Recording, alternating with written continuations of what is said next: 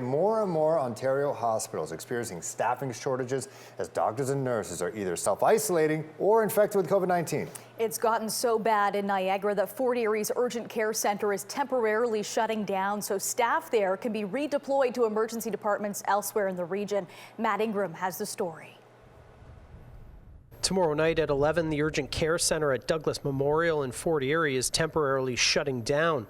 Hospital system operator Niagara Health says it immediately needs emergency-trained staff in the 3 regional emergency departments to cover shortages, and closing Fort Erie makes about 18 registered nurses available. This was a choice of real last resort. Chief of Staff Dr. Johan Viljan says the center gets about 45 patients a day, while Niagara's 3 emergency rooms in Welland, Niagara Falls, and St. Catharines get between 300 and 400 patients a day each. He says Fort Erie was chosen over the nearby Urgent Care Center in Port Colborne because it has more skilled staff and sees fewer patients. We have absolutely internally shuffled, redeployed, closed down non-urgent services as far as we could. Niagara Health says more than 350 staff members are currently in self-isolation, and in just the last 2 weeks, nearly 150 staff have tested positive for COVID-19.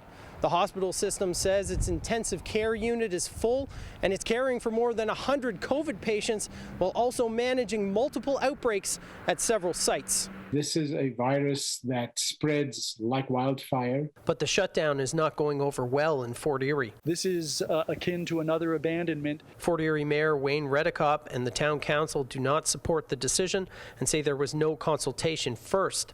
The mayor is concerned how long it may last. I have the pledge from the president of NH, Lynn Guerrero, that it will be temporary. She's looking at, I believe, around 3 weeks. That is a reasonable assumption. But that could change if the situation worsens. One would have to be cautious in putting a date on it. Local MPP Wayne Gates is calling for the province to ask Ottawa to send in military support to shore up staffing in Fort Erie. We need to make sure that the services that are provided today should continue. He wishes Niagara Health had consulted with community leaders so other options could have been discussed. Expanding the scope of consultation in this particular case, I think would have helped. Resident Robert Sawatsky isn't happy about the closure, saying he has witnessed long wait times for paramedics on emergency calls and is concerned about the time it will take to get patients out of town. To Niagara Falls, St. Catharines, hours aren't good when people are having life and death issues. The mayor says the town has gotten the short end of the stick on healthcare services for years,